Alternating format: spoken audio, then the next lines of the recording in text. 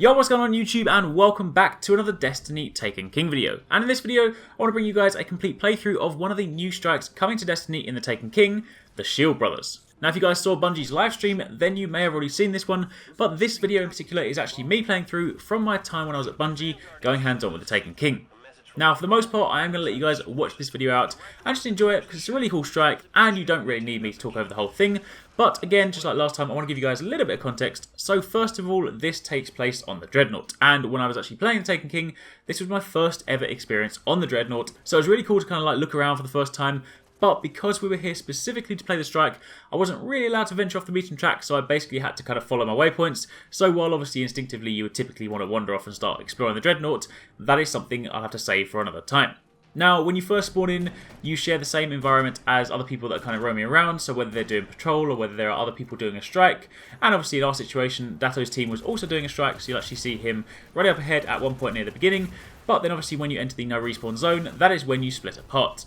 Now the strike itself is actually really enjoyable. Again, it's paced really well. One of the things I do like seeing about new strikes every time there's a new expansion is that it seems that Bungie clearly are learning from their past mistakes and they are constantly trying to improve the content. Because, say for example, when I spoke about the Shadow Thief strike in the House of Wolves, that still is to this day one of my favourite strikes because I think it's paced really well and I genuinely don't mind playing it any time, say it comes up in a Nightfall or a Heroic. It never ends up being one of those strikes where I'm like, ugh, not this one again. So while obviously until I've done the Shield Brothers strike, say 10, 15, 20 times, I can't really vouch for the replay value. What I can say is that this one was a hell of a lot of fun to play through. Again, it was paced really well. There weren't any sort of like slow periods or any kind of like obvious bottlenecks where the gameplay kind of sort of ground to a halt or anything that kind of like became really annoying.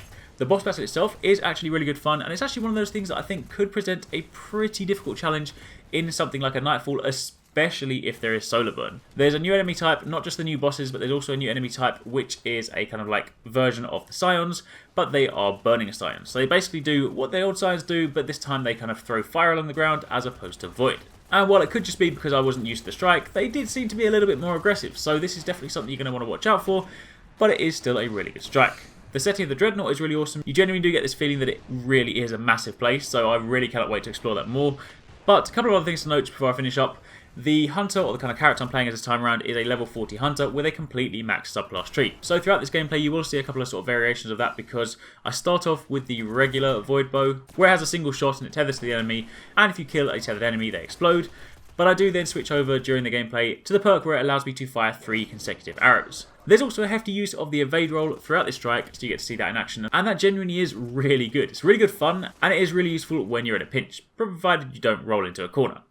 Anyway, that's enough of me talking. Hopefully you guys enjoyed the video. I'm going to leave you to watch the rest of the strike now, and if you guys do have any questions, then let me know in the comments down below, and on top of that, let me know what you guys think of the strike. If you guys do enjoy the video, then a like would be super appreciated, but aside from that, thank you very much for watching. Take it easy, catch you next time, peace out. Marking the coordinates now.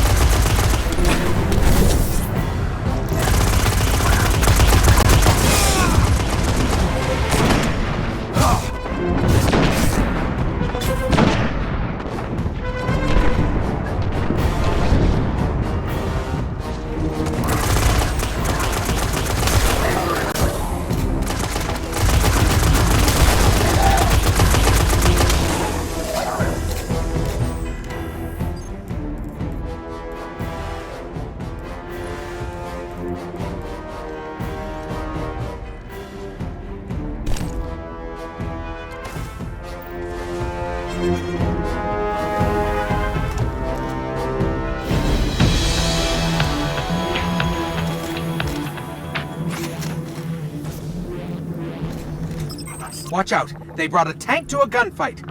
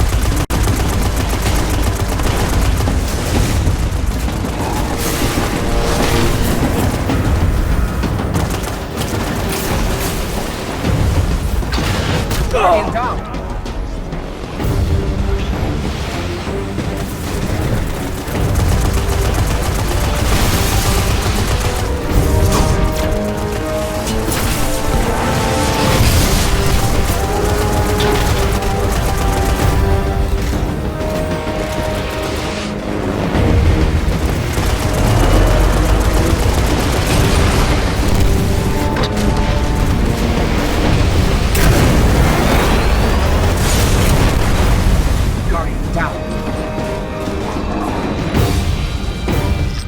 I've lost their signal. Maybe we should try the bridge. Those Cabal soldiers have no fear. You know, when they go to war, they're kicked out of the Empire.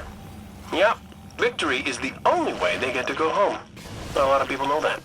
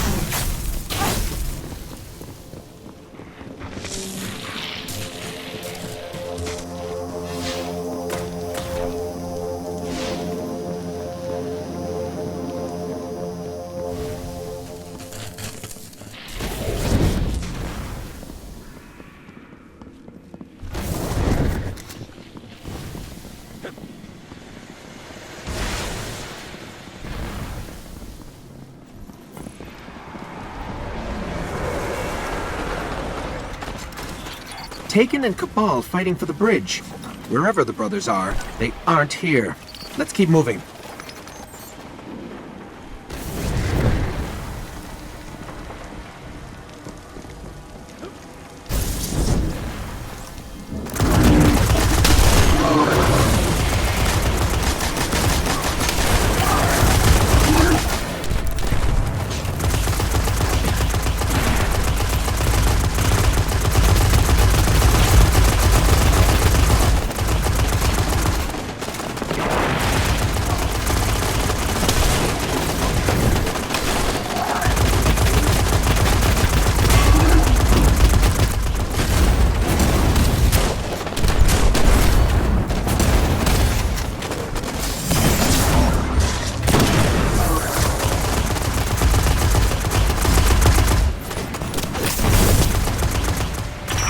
those brothers don't even know their commander is dead.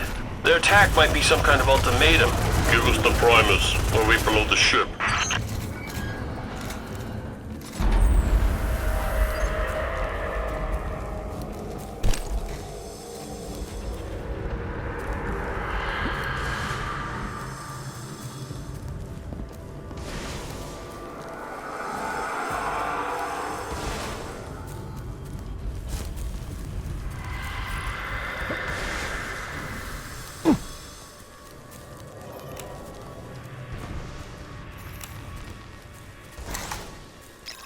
Something's wrong with this picture. You get 3 guesses.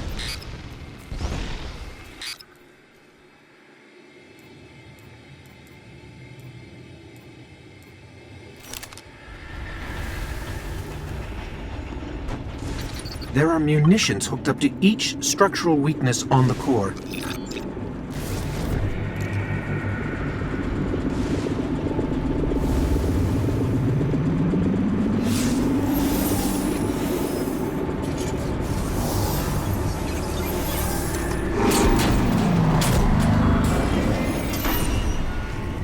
I think the brothers know we're here.